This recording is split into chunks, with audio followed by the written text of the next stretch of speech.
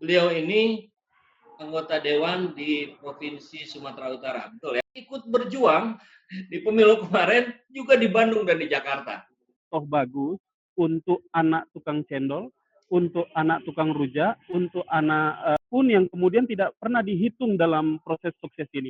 Karena saya itu anak tukang becak begitu loh. Saya tidak bisa membayangkan dalam situasi Indonesia yang temperaturnya sepanas sebelum kita pilpres, itu kemudian menjalar hingga saat ini di tengah situasi pandemi yang mengharuskan kita membangun konsolidasi yang kuat sebagai sebuah bangsa.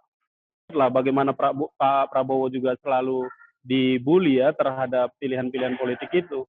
Tapi kalau kita rujuk dari sisi yang objektif, misalnya kinerja Pak Prabowo sebagai Menteri Pertahanan, nah seorang yang sangat kritis seperti Rizal Ramli sekalipun mengapresiasi kemampuan Prabowo melakukan efisiensi di kementerian sampai 50 triliun misalnya. Yang paling penting dalam konsep kepemimpinan adalah bukan sekedar memimpin, tapi juga siap untuk dipimpin. Kan begitu, Kang? Ini Akang juga ini gurunya dulu ini kan? Gitu loh. Nah, Pak Prabowo bisa seperti itu gitu loh, Kang. Bismillahirrahmanirrahim. Assalamualaikum warahmatullahi wabarakatuh. Saya Saiful Zaman. Terima kasih sudah nonton video ini. Bagi yang belum subscribe, yuk sama-sama diklik tombol subscribe dan jangan lupa nyalain loncengnya. Gratis. Dengan subscribe berarti sudah mensupport channel ini buat terus upload video terbaru. Bismillahirrahmanirrahim. Assalamualaikum warahmatullahi wabarakatuh. Waalaikumsalam warahmatullahi wabarakatuh. Apa kabar Pak Dewan? Alhamdulillah. Ini panggilan yang sekarang sering sekali saya dengarin. Iya, udah semestinya begitu kan?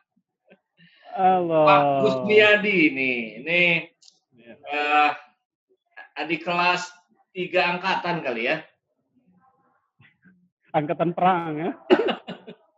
Ya, tiga tahun di bawah saya lah ya kalau waktu kuliah kalau nggak salah. Iya, kira-kira begitu, Kang. Panggilan akrabnya dan panggilan yang dikenal banyak orangnya justru bukan Gusmiadi tapi Goben, gitu ya? Goben. Ada sejarahnya. Panggilan sayang di masa kecil. Oke. Saya juga nggak tahu kapan bisa begitu ya, tapi rasanya itu semacam panggilan sayang dari orang tua dan kemudian diduplikasi oleh banyak teman-teman dan sampai hari ini orang lebih mengenal saya dengan sebutan Goben ketimbang Gusmiadi. Maka waktu nyalek kemarin susah, Kang. Benar ya. harus ngerombak lagi itu ya, jadi balik ke nama asli.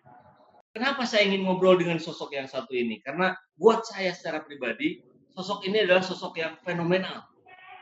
Karena kalau secara usia, kayaknya masuk ke golongan milenial ya? Iya nggak sih? Masuk, Kang. Awal ya? Tahun 80 kan ya? Iya. Ini kelahiran, boleh dibuka nih tahun kelahirannya. Iya, saya lahir tahun 81, 16 Agustus. Nah, jadi kalau kita lihat kriteria milenial, rasanya memang saya ada di kualifikasi itu ya. Nah, itu. Dan masih imut loh, Kang. Fenomenal, karena saya tahu sendiri, saya keliling berbagai wilayah, saya tahu proses kemarin seperti apa waktu zaman pemilu. Jadi kalau bisa saya coba hitung-hitung, mungkin cuman bisa dihitung jari lah. Anak milenial jadi anggota dewan dengan modal yang hampir tidak ada. Kalau saya tahu lah ya di beberapa tempat tuh banyak yang jadi dengan mudah ya karena modalnya miliaran, karena anaknya siapa gitu. Tapi yang ini enggak, dia berjuang sendiri, beliau keliling luar biasa, dan satu lagi yang menjadi spesial adalah beliau ini anggota dewan di Provinsi Sumatera Utara, betul ya? Ikut berjuang di pemilu kemarin juga di Bandung dan di Jakarta. Nah ini nggak habis pikir juga, kok bisa gitu? Padahal kan orang ini harusnya ada di Sumatera Utara terus-menerus tuh di Simalungun ya? Iya, Simalungun, Kang. Oke. Jadi daerah pemilihan saya ada di Pematang Siantar dan Simalungun. Meskipun berbagai macam pertempuran kita ada di DKI Jakarta juga. Itu bertempur juga di DKI ya, bertempur juga di Bandung. Luar biasa ini. Nah, Saya ingin tahu kabarnya hari ini. Gimana setelah jadi anggota dewan, setelah melihat langsung, kalau saya ngikutin terus nih Facebooknya, itu tiap hari keliling, ada di peternak sapi, ada di petani kopi, ada di bermacam-macam. Gimana itu ceritanya, Ben? Iya, Kang. Jadi yang pertama, pasca dilantik saya pikir saya harus segera ngebut untuk bisa mulai menjanji untuk merealisasikan janji. Jadi tentu saya tidak ingin muluk bahwa tahap-tahap awal ini adalah semacam persiapan bagi saya untuk bisa menjawab janji-janji politik saya dan kemudian kita harapannya bisa kita persembahkan kepada rakyat yang menjadi bagian dari konstituen saya. Nah, saya alhamdulillah memang menjadi bagian dari visi saya. Saya minta di Komisi B. Komisi itu tentang pertanian, peternakan, kehutanan, kemudian ekonomi begitu. Karena itu yang selalu menjadi isu sentral saya ketika saya dulu turun ke basis-basis rakyat. Nah, dari situ hari ini saya berhadapan dengan mitra-mitra kerja saya yang di saat-saat rapat saya bisa eksplor sedemikian rupa begitu untuk menjelajah program-program mereka untuk kemudian kita kawinkan dengan kepentingan rakyat yang saat itu tentu saja memiliki harapan besar kepada saya untuk bisa melakukan perubahan. Jadi tadi Kang Saiful sudah mendahului bahwa saya menang dengan modal yang sangat minim, bahkan bisa disebut tidak ada begitu. Iya, saya tahu Nah, persis itu. turunnya saya ini kita anggap saja sebagai bagian dari rasa syukur kita untuk melakukan hal-hal yang langsung diharapkan bisa efektif menyentuh pemilih, menyentuh konstituen. Karena saya pikir nggak ada rasa syukur yang lebih hebat kecuali kita memanfaatkan kekuasaan ini untuk bisa bersentuhan langsung dengan rakyat yang punya harapan itu, gitu kan. Nah, ini yang jadi menarik adalah kalau saya sih jadi membayangkan teman-teman di milenial nih banyak juga kan yang ingin berkontribusi untuk negaranya. Tapi saya yakin hasil penelitian kami juga di lapangan menunjukkan bahwa justru di kalangan milenial ini banyak orang yang apatis, banyak orang yang nggak percaya, nggak mungkin bisa jadi anggota dewan tanpa mahar yang besar, nggak mungkin jadi anggota dewan tanpa jadi anaknya siapa dulu gitu. Nah, padahal semangatnya ada, kemampuannya pasti ada.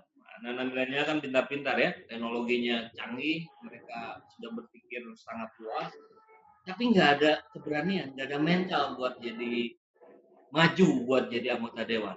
Nah, gimana tuh kira-kira menyikapi teman-teman adik-adik kita yang seperti itu? Iya ya, jadi begini Kang, saya pikir pencalonan saya kemarin juga bagian dari pertaruhan kita, bahwa apa yang saya putuskan untuk bisa maju bertarung di suksesi legislatif kemarin, ini merupakan sebuah pertaruhan. Apakah gagasan besar, apakah ketelatenan, apakah pengalaman gerakan, apakah kemampuan komunikasi politik, apakah eh, nasab saya dengan orang tua saya begitu, mampu menjawab tantangan yang sudah menjadi dogmatis di tengah masyarakat kita tentang politik yang mahal, politik yang pragmatis, politik yang selalu diidentikan dengan uang dan lain sebagainya. Nah, di banyak momentum kampanye, saya juga selalu katakan kepada halayak bahwa kalau seandainya saya jadi, maka ini merupakan sebuah toh bagus untuk anak tukang cendol, untuk anak tukang rujak, untuk anak pun yang kemudian tidak pernah dihitung dalam proses sukses ini. Karena saya itu anak tukang becak begitu loh. Nah, maka saya pikir ini yang kemudian menjadi bagian dari micu setidaknya di level relawan untuk sama-sama memberikan bukti kepada lapisan yang ikut terlibat dalam proses demokrasi kita bahwa sesungguhnya ada cara-cara, ada visi, ada gagasan yang pada titik tertentu sebenarnya masyarakat kita juga mau terima itu. Nah, hanya saja dibutuhkan berbagai macam persiapan, dibutuhkan komitmen, dibutuhkan kemampuan untuk beradaptasi terhadap setiap perubahan dan lain sebagainya. Saya kira proses itu yang menarik kemudian, yang kemudian patut dibanggakan oleh siapapun ketika kita ada sampai di titik ini gitu. Saya kira di situ, Kang. Nah, itu saya yakin sangat penting sekali kalau ada catatan yang menceritakan nih Goben bagaimana dulu sejarahnya sejak awal kuliah atau mungkin dari sejak zaman SMA atau ditarik lagi dari SMP, kemudian mulai masuk ke organisasi di HMI, kemudian di teman-teman berbagai relawan yang sangat banyak itu, kemudian juga saya nggak tahu apakah ada kontribusinya dengan aktivitasnya juga di dunia training misalkan, ya sering jadi instruktur pelatihan Ya. dan itu kan jadi roadmap barangkali, roadmap buat adik-adik kita nanti bisa mengikuti jejak jadi goben-goben yang selanjutnya. Ya. Udah ada belum catatannya deh? Silabus. Iya, saya punya rencana memang. Ini harus segera saya realisasikan karena menjadi bagian dari pembicaraan kita juga saat kampanye, bahwa kita akan menyusun buku ya untuk bisa menceritakan itu nanti, dan mudah-mudahan buku itu bisa menjadi semacam buku panduan, apakah dalam aspek psikis teman-teman yang mau berjuang begitu, atau kemudian malah menjadi panduan untuk pergerakan merebut kemenangan itu gitu. Benar. Jadi Kang, yang pertama saya kira saya ini banyak terinspirasi dari orang tua ya. Orang tua saya yang tadi saya sebut tukang beca itu, dia pemimpin di kelompoknya. Dia selalu mengambil peran untuk melakukan proses pengorganisasian di kalangan pengemudi beca. Kemudian dia melakukan proses advokasi kepada teman-temannya. Dia ditunjuk sebagai ketua organisasi beca begitu. Dan kemudian saya sebagai anak paling kecil laki-laki itu sering diajak untuk terlibat dalam proses itu. Kemudian orang tua saya juga aktif di partai politik. Meskipun saat ini kalau dikaitkan dengan itu, saya memiliki partai politik yang berbeda dengan orang tua saya. Tapi kira-kira secara genetik gitu ya, kemudian lingkungan keluarga saya itu membentuk saya menjadi anak muda yang memiliki minat tentang politik. Sampai kemudian saya aktif di sekolah, sampai kemudian saya aktif sampai level SMA saya diberikan kepercayaan menjadi ketua OSIS di Taman Siswa, Persatuan Pemuda Taman Siswa namanya. Kemudian saya aktif di Badan Eksekutif Mahasiswa, saya berhasil menjadi presiden mahasiswa. Kemudian saya aktif di banyak organisasi gerakan, direkrut menjadi tenaga ahli DPR RI. Saya pikir itu merupakan pintu yang luar biasa bagus buat saya untuk mulai terbuka, mengambil satu momen untuk diberikan kepercayaan kepada partai untuk bisa maju di Pematang Siantar dan Simalungun. Saya kira itu runutannya, sehingga kemudian kita ada dalam titik ini gitu, Kang. Oke, dan ditunggu nanti cerita how to-nya itu ya di buku yang lagi disusun sekarang ya. Masukan juga nanti untuk merunut. Siap. Nah, misi secara pribadi nih, misinya apa sih? Apa sih yang bikin seorang Goben ini akhirnya memutuskan untuk, oke deh, gue maju deh jadi anggota dewan ya? Yang pertama, secara historis tadi saya sampaikan bahwa saya hidup di lingkungan politik begitu, dan kemudian saya akhirnya memiliki minat untuk bertarung di dunia politik. Nah, kalau di dunia politik ini, Kang, ini kan pada puncak karirnya itu hanya ada dua, legislatif atau di eksekutif. Ya. Nah, gitu. Jadi saya pikir yang paling realistis yang kemudian kita hitung adalah maju di suksesi demokrasi di legislatif. Bahwa kemudian ada pilihan level kota, kabupaten, level provinsi, level DPR RI, tentu ini kalkulasinya menjadi dikaitkan dengan urusan yang sifatnya mesti realistis gitu, karena setiap pertarungan itu memiliki konsekuensi tertentu.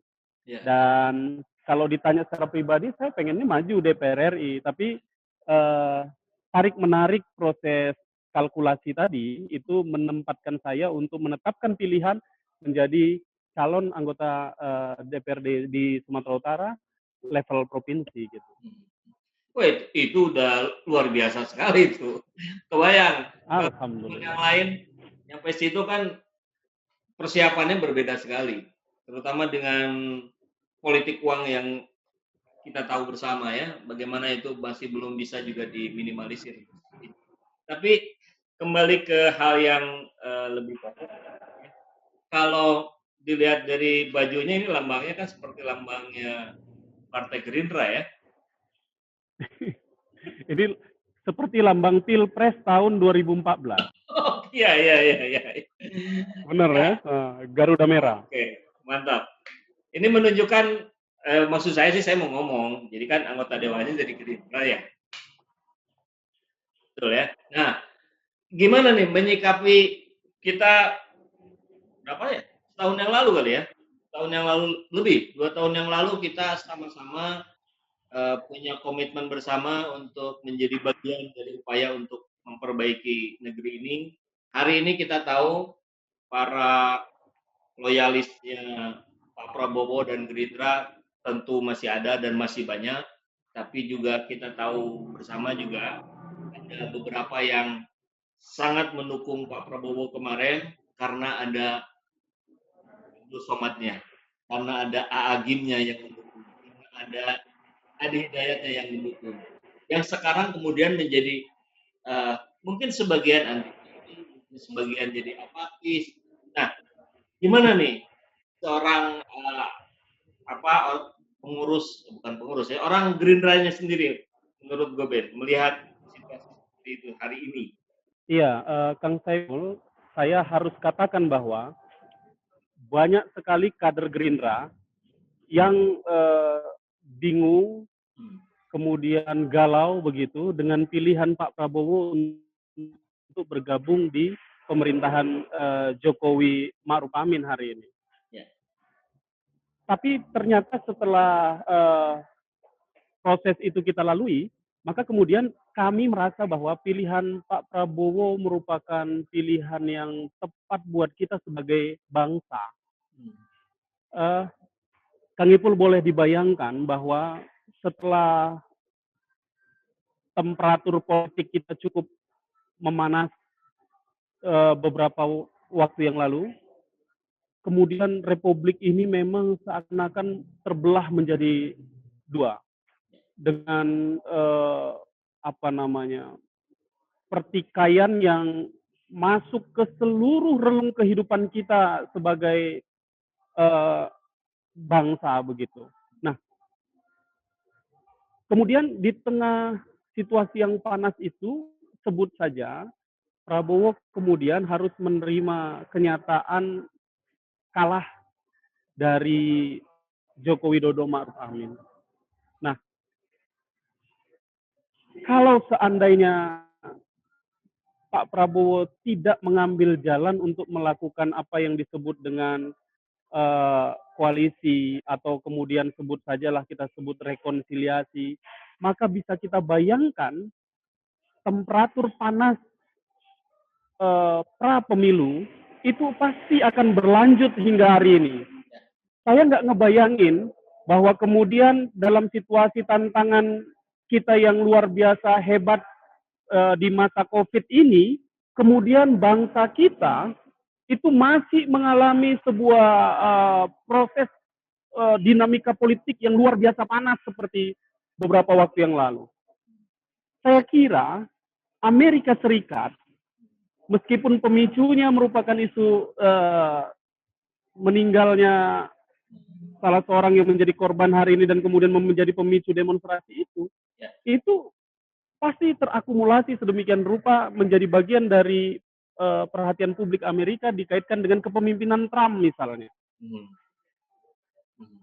Saya tidak bisa membayangkan dalam situasi Indonesia yang temperaturnya sepanas sebelum kita pilpres, itu kemudian menjalar hingga saat ini di tengah situasi pandemi yang mengharuskan kita membangun konsolidasi yang kuat sebagai sebuah bangsa.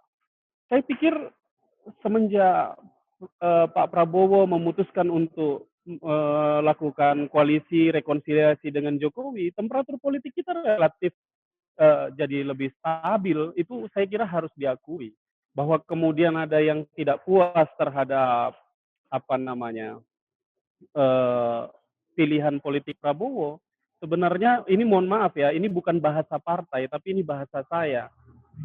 Kami menduga sebenarnya mereka tidak loyal terhadap Prabowo. Saat pemilu mereka hanya ingin Jokowi kalah gitu loh. Itu kan sesuatu yang berbeda itu. Nah, itu yang kemudian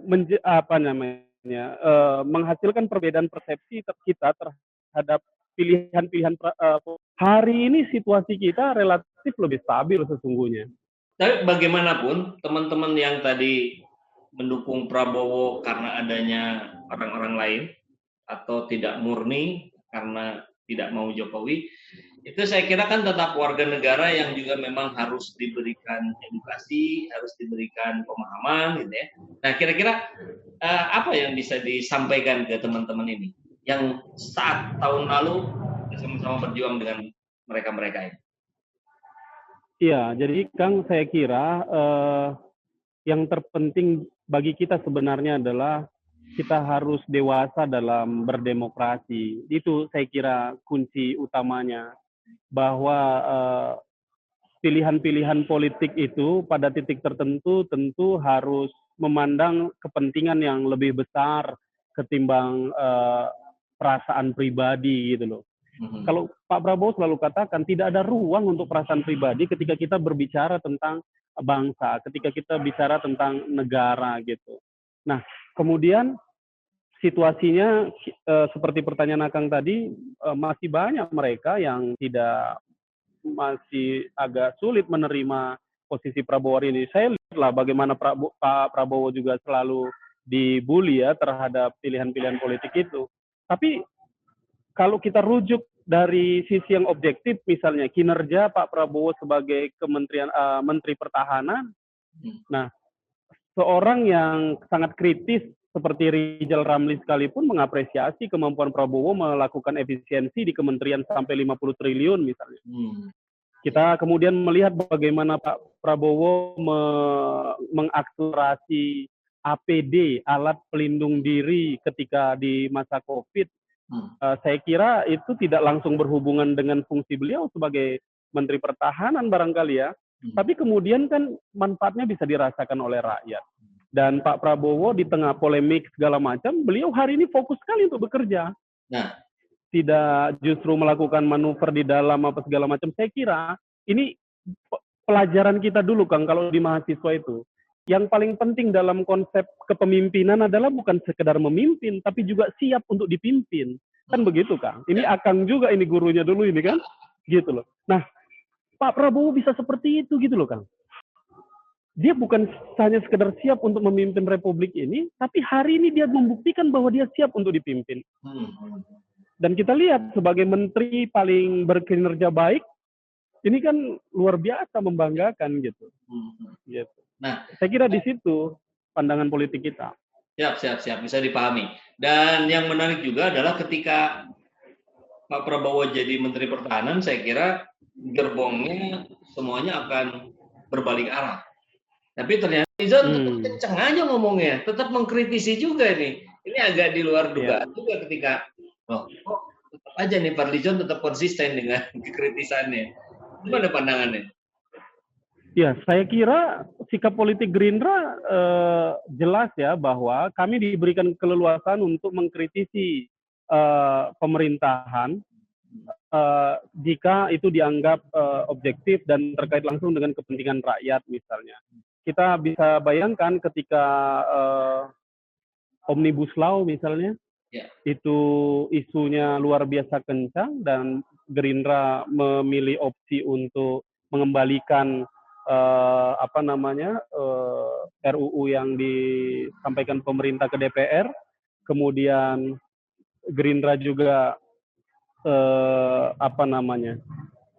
isu terkait dengan pelemahan KPK itu, sampai kemudian saya harus menjawab ribuan demonstran yang ada di Sumatera Utara karena sikap politik Gerindra juga cukup clear di sana, gitu. Tidak ingin KPK dilemahkan misalnya gitu.